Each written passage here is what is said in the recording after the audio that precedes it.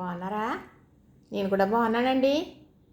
ఈ కాయలు ఏంటో చూపించేస్తున్నాను అనుకుంటున్నారా? కాయలు కాదండి, పనసపళ్ళు. పనసపళ్ళ ఇంత చిన్నవి ఏంటి అనుకుంటున్నారా? అవునండి, చిన్నయే. ఈ చెట్టు ఇలాంటి కాయలే కాస్తుంది మరి. కొబ్బరికాయలా కాసేస్తుందండి, కాసేస్తుంది. కొబ్బరికాయలు పడినట్టు కదా పదిగా పడిపోతూ ఉంటాయి.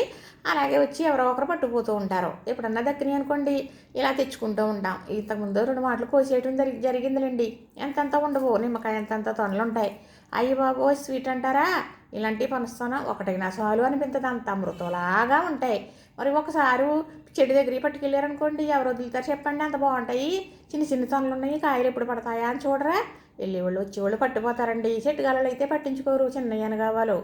ఎందుకు ఇంత చిన్న కాయలు మరి కాతది చెట్టు అంటే?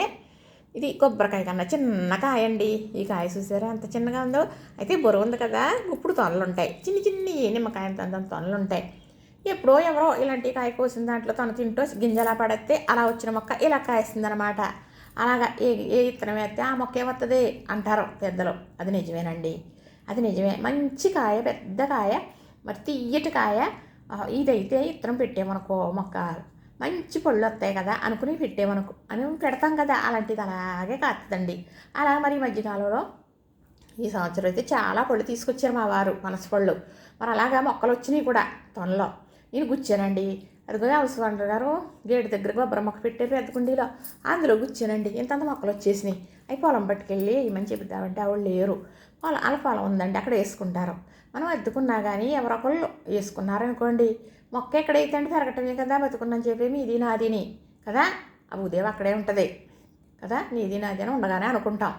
అలాగే అనుకుంటానండి. అలాగా చాలామందికి చాలా రకాల మొక్కలు అభివృద్ధి అవ్వి ఇస్తానండి. ఇక్కడే ఉంటుంది నాకు తెలిసిన అమ్మాయి.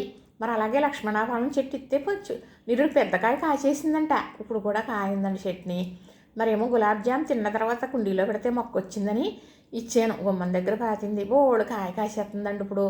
ఎవరైతేనండి మొక్క అనేది ఉంటే ఎవరు తిన్నా పర్వాలేదు కదా, అదే అనుకుంటానండి నేను. మరి ఆ మంచితనం మరి భగవంతుడు ఏదో రూపంలో నాకు ఆశీర్వదింతాడని కోరుకుంటున్నానండి. కష్టాన ఫలితం ఉంటుంది అనుకున్నాను కానీ మొత్తం వీడియోలన్నీ డిలీట్ అయిపోయాయండి, టైం కూడా మిస్ అయిపోద్ది అని అంటున్నారండి. చాలా బాధ కలుగుతుందండి. సరేలేండి, మనకి భగవంతుడు ఏది ప్రాప్తి అదే ఇస్తాడు, అంతే కదా. నేను చెప్పగలిగింది నేను చెప్తాను, మీరు చూడగలిగింది మీరు చూడండి, మీరు చేయవలసింది కూడా మీరు చేశారనుకో ఎంతండి నాలాంటి దానికి కదా. అంతేనండి, భగవంతుడు మిమ్మల్ని అందరినీ సన్నగా చూడాలని ఇలాగే చెప్పే మరి గొప్ప టాలెంటు నాకు ఇవ్వాలని మీరు చూడాలని కోరుకుంటున్నాను మనస్ఫూర్తిగా.